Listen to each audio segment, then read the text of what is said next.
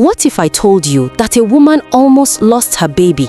Not because of a hospital failure, not because of a car accident, not because of any disease, but because the people who were supposed to love her simply forgot to look at her? This is Lagos, 2024. Air conditioning, iPhones, Lekki Phase 1, and a husband who thought sending money was the same thing as being present. This is the story of Sandra, and by the time the story is over, you will never look at the strong woman in your life the same way again.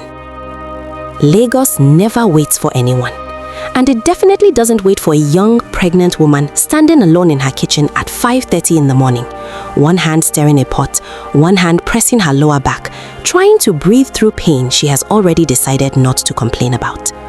Her name was Sandra, 28 years old, 8 months pregnant, living in a clean flat in Lekki Phase 1 with a husband named David who loved her but had confused love with provision, who believed that as long as the bills were paid and the fridge was full, he was doing everything a good husband should. He wasn't a bad man, he just never learned to look closely. David was leaving for Port Harcourt on a Tuesday morning. Big contract, good money, the kind of opportunity you don't reschedule. He kissed her forehead, said his mother was coming, said everything would be fine. Then he rolled his suitcase to his black Prado and disappeared into the Lagos morning like a man with somewhere important to be. Sandra stood at the window watching him leave. Then she looked down at her belly and whispered, "It's just us now, baby. Let's manage." She had no idea how much managing she was about to do. Mama David arrived by noon. She stepped out of a yellow taxi carrying 2 Ghana Moscow bags, a bag of Mile 12 tomatoes, and enough opinions to fill the entire flat. Behind her came her daughter Ngozi, 22 years old, phone in hand, eyes down, completely unbothered. Mama David walked straight in and inspected the flat like a hotel supervisor, touched the center table, checked the kitchen, looked at Sandra the way a teacher looks at a failing student. "The house is manageable," she said. From Mama David, that was practically a compliment. She took the master bedroom because her knees couldn't handle the smaller bed. Sandra smiled, moved her things, and said nothing. That evening, Sandra cooked jollof rice, fried plantain, pepper soup, standing on swollen feet for 2 hours. Mama David watched Africa Magic and called out twice to ask if food was ready. When it was served, she said the pepper was too much and the rice was slightly soft. Ngozi ate, left her plate on the couch, and went to her room. Sandra sat alone in the kitchen and ate whatever was left. By day 3, the pattern was locked in place. Sandra was up every morning before anyone else, swept, mopped, made breakfast, and still it was never enough. There was always something else, the bathroom tiles, the curtains, the market run because the tomatoes were getting old. And who was doing all of it? Not Ngozi. She was always about to help, but never actually arrived at the helping part. Not Mama David. She had appointed herself head of supervision. Sandra. Always Sandra. Carrying bags too heavy for a woman at 34 weeks, scrubbing floors on her knees with her belly almost touching the tiles, standing in the Lekki sun for an hour while Mama David compared fish prices across 4 stores. And every time she slowed down, because she was 8 months pregnant and the human body has limits, Mama David would say the words Sandra had started hearing in her sleep. "Are you the first woman to be pregnant?" She called David on the 4th night, kept her voice calm, told him she was struggling, that maybe his mother could help a little more. David was between meetings. He said she should manage, said his mother meant well, said 2 more weeks and he'd be back, said he loved her and he'd call tomorrow. Tomorrow came. He didn't call. Sandra put her phone face down on the bedside table, placed her hand on her belly, and made a quiet, private decision.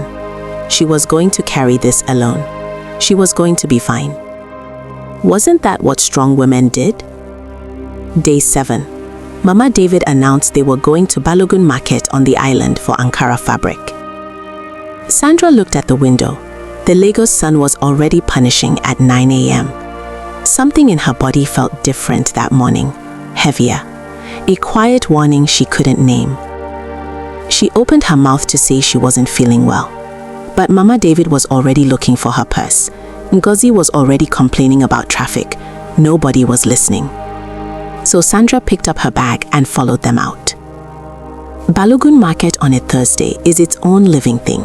Narrow lanes, bodies pressing from every direction, heat bouncing off zinc rooftops, noise coming at you from everywhere at once.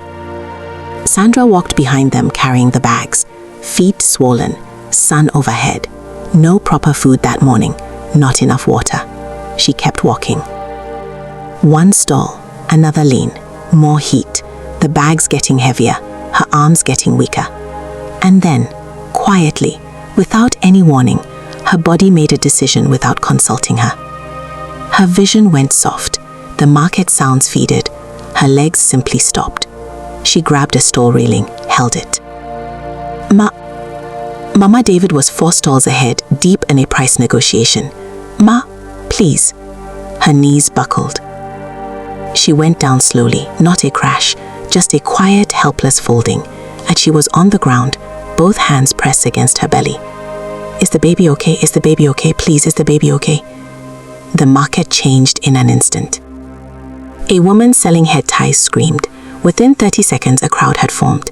A man crouched beside her. A market girl called emergency services.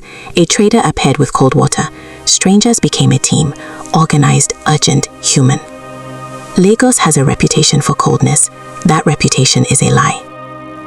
Mama David heard the screaming, pushed through the crowd, and when she saw Sandra on the ground, her son's wife, her grandchild's mother, the armor she had worn her entire life cracked open completely.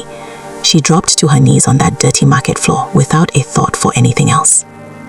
Sandra, open your eyes. Please, I'm here. For the first time in 7 days, Mama David was fully present. Reddington Hospital, Victoria Island. Dr. Fumi Ade came out after 45 minutes, direct, no softening. Sandra and the baby were stable, but Sandra's blood pressure had spiked dangerously. She was severely dehydrated. Her body was showing days' worth of accumulated exhaustion. Dr. Fumi looked at Mama David. Who was responsible for her care while her husband was away? Silence. I was, Mama David said. Then you need to understand what almost happened today. Another hour in that heat, carrying those bags with no water, we would be having a very different conversation right now. Mama David said nothing, because there was nothing to say. David got 3 sentences from Ngozi, who never called him. Sandra collapsed. She's in hospital. Come home now. He walked out of his meeting without a word, drove to the airport, got on the first flight. On that plane, he thought about every manage, every missed call, every time Sandra had been quietly not fine, and he had chosen not to look closely enough to see it. Somewhere above the Niger Delta, David fell apart. He walked into her hospital room and sat beside her, took her hand, no speech, just the truth. I am so sorry. Sandra looked at him with those eyes that had always seen him more clearly than he saw himself. You're here now, she said. That's what matters. Even then, even after everything, making space for someone who hadn't made space for her. Mama David came in later that evening. She stood at the door, uncertain, smaller than Sandra had ever seen her. Then she came in and sat down and spoke without armor for the first time. I brought my mother's suffering into your home and called it tradition. I looked at you resting and called it laziness. I was wrong. You almost lost this baby, and it would have been because of me. Sandra looked at this loud, complicated, difficult, well-meaning woman and felt against all expectation something soft. You didn't know, Sandra said. I should have looked. Come and sit closer, Sandra said quietly. My neck is tired. Mama David laughed, surprised, relieved, undone. She pulled her chair forward, and the wall between them finally came down. 3 weeks later, their son arrived. Healthy, loud, perfect. David cried in the delivery room and didn't try to hide it. Mama David held the baby and looked at Sandra with an expression beyond words. Sandra reached out and touched her hand. Hold him, she said. I need to rest. And for the first time in this entire story, Sandra rested. Somewhere in Lagos tonight, there is a Sandra, doing more than she should, saying less than she feels, calling herself strong because no one has ever offered her the option of being anything else. Don't wait for her to collapse before you see her. See her now. Ask how she really is. Share the weight. Show up. Because strength was never meant to be carried alone. And love, real love, is not just what you send. It is whether you stay.